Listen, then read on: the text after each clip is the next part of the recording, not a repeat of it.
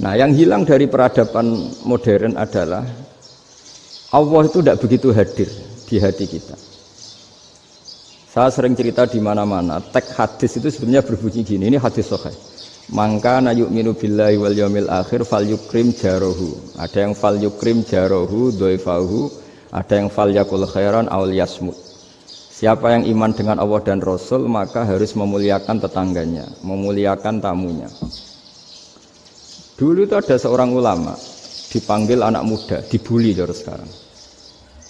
Wahai kiai, datang ke rumah saya. Datang kiai itu. Setelah sampai ke rumah orang itu, silakan kiai kembali ke rumahnya. Saya tidak butuh kiai. Kiai itu dengan riang kembali. Setelah di rumah dipanggil lagi. Pak Yai, silakan datang ke rumah saya. Datang lagi. Ya senyum-senyum kiainya santai. Wah, nggak jadi butuh Pak Yai. Silakan kembali lagi. Sampai 3 kali. Oh itu kalau rektor digitukan marah itu. Dosen marah. Kiainya santai. Santai, senyum-senyum, rileks. Ketika ditanya, kenapa Pak Yai tidak tersinggung? Jawabannya unik. Anak muda, saya ini senang sekali nuruti perintah Allah, disuruh menghormati tetangga. Sehingga ketika Anda manggil, ya saya datang. Ketika Anda nyuruh pulang, ya saya pulang. Saya senang sekali nyenengkan tonggo. Dan itu perintah Allah, jadi tidak ada hubungannya dengan kamu. Wah, pemudanya nangis minta dimaafin. Kalau kita kan enggak, kita ini dosen, kiai, mungkin kita doktor, mungkin kita profesor. Tapi kita ini sering didikte oleh orang bodoh. Kalau orang bodoh itu jengkel, lo kita ya jengkel. Lo kamu jengkel, dijengkelkan orang bodoh itu namanya terdikte. Itu bodoh apa pinter? Oh itu tidak pinter sama sekali. Kalau betul-betul kamu pinter, hanya bisa didikte oleh Allah Subhanahu wa Ta'ala. Jadi antara hukum Allah apa? Wa ahsin man asa'a ilaika, berbuatlah baik sama orang yang berbuat buruk sama Anda. Itu dikteannya Allah. Kalau dikteannya orang-orang bodoh kayak dimangkel ben mangkel, terus kamu mangkel. Itu bodoh apa pinter? Nah, problem kita kekinian adalah wong pinter wong bodoh itu podo-podo bisa didikte oleh sekelilingnya. Terus karuan wataknya perempuan seperti itu, wataknya anak-anak seperti itu, kita didikte. Anak-anak jengkelin kita mangkel, berarti kita didikte oleh orang bodoh. Makanya agama itu unik, kadang ngendikan wa ahsin man asa'a ilaika, kadang wasil man qata'aka, sambunglah orang yang memutus kamu. Karena dengan demikian kita hanya didikte oleh Allah Subhanahu wa Ta'ala, bukan didikte oleh hukum sosial. Cara Jawane nak ngapiki tangga sing apik akeh tunggale. Berbuat baik sama yang berbuat baik pada kita itu mbok orang fasik ya seperti itu, maling ya seperti itu, sama. Tapi kalau berbuat baik sama orang yang berbuat jelek sama kamu itu baru luar biasa. Dan memang teksnya hadis wa ahsin man asa'a ilaika, berbuat baiklah sama orang berbuat buruk sama kamu. Jadi enggak boleh orang didikte.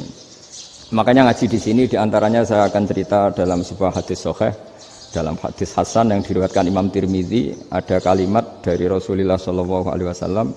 Dawe Nabi, la takunu imma'atan taquluna in ahsanan nasu ahsanna wa in dzalamu dzalamna walakin watti'u anfusakum in ahsanan nasu an tuhsinu wa in asa'u alla tazlimu. Kamu jangan jadi orang yang mudah diombang-ambingkan oleh orang sekeliling kamu, yaitu kamu mengatakan jika orang baik ke saya akan baik, jika orang buruk ke saya juga akan membalas buruk. Itu namanya Anda didikte. Tapi berkomitmenlah kamu akan berbuat baik meskipun orang lain berbuat buruk. Nah sekarang logika sosialnya begini. Kalau di Indonesia itu ada 1000 kiai, ada 1000 profesor yang ingin membenahi Indonesia. Rata-rata orang awam itu semau gue. Terus mereka mendikte kita. Perilakunya agak simpatik, perilakunya jengkelin. Terus 1000 profesor ini ikut jengkel. Itu kira-kira jadi solusi apa goblok bareng ya? Sama 1000 kiai ini ikut jengkel, ini jadi solusi apa goblok bareng? Goblok bareng. Nah problem sekarang kita ini biasa didikte orang bodoh. Nah makanya ciri khas orang muslim itu kata Nabi mangkana yu'minu billahi wal yaumil akhir. Jadi baik tetangga karena perintahnya Allah dan Rasul. Pentingnya apa? Bedanya karena berbuat baik ini perintahnya Allah, mbok tangga apik lah kita tetap apik karena perintahnya Allah dan Rasul. Begitu juga dengan hubungan dengan istri, dengan anak. Bojomu lagi cerewet lah ya tetap apik. Karena dengan cara itu kita hanya tunduk kepada Allah dan Rasul. Tapi kalau kamu istri saya kalau baik ya saya baik, kalau ndak ya ndak. Berarti Anda didikte oleh perilakunya dia. Itu latihan ya kalau dalam bahasa pondok latihan jadi wali itu yang paling berat itu. Nabi itu kalau sama orang munafik itu sabarnya Masya Allah. Padahal Nabi berso kalau orang itu orang munafik. Karena dengan cara seperti itu bahwa kebaikan Nabi pada seseorang itu atas perintahnya Allah dan Rasul, bukan atas nama servis. Kalau Nabi hanya baik kepada Abu Bakar, itu mungkin orang bilang wis adune wong Abu Bakar baik sama Nabi. Tapi kalau Nabi baik sama orang munafik, Abdullah bin Ubay bin Salul, itu kalau nggak perintahnya Allah dan Rasul itu nggak bisa. Nah ini cobalah berlatih seperti itu sehingga kita tidak mudah didikte. Ya saya ulang lagi nggak mudah apa? Didikte. Maka di antara kebaikan Allah dan Rasul adalah bahkan orang dolim saja diberi jatah rahmat.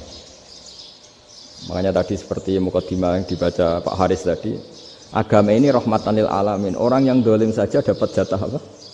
Rahmat, apalagi yang soleh.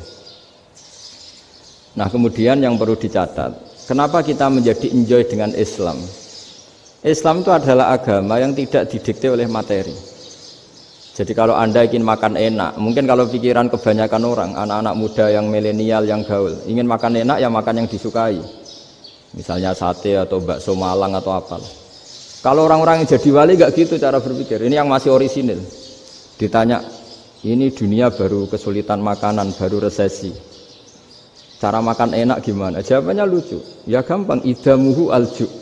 Idam itu lauk. Kalau kamu ingin makan lauknya paling enak apa? Alju. Kamu harus lapar banget. Sampai kalau puasa itu melihat tempe itu wah luar biasa. Tapi kalau kamu nggak puasa, air putih itu nggak menantang. Tapi kalau puasa, tempe air putih itu menarik dan Anda tetap lahap. Apa? Karena lauk terbaik adalah alju, yaitu lapar. Lah tapi kita ini enggak, kita ini kayak orang bodoh. Kayak orang bodoh tadi, profesornya makan nyaman ya kalau sesuai selera. Nah itu kan sama dengan anak-anak ABG. Anak ABG itu makan lahap ya kalau yang disukai.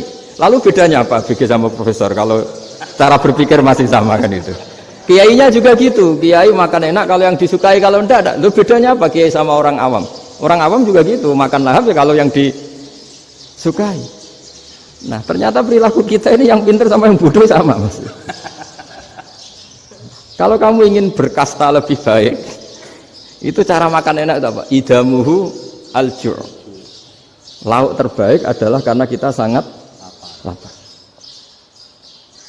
Makanya masyhur dalam cerita-cerita tarikh sirah nabawiyah. Nabi diberi hadiah, beberapa hadiah. Di antaranya ada yang diterima, ada yang enggak. Termasuk yang dikembalikan itu dokter.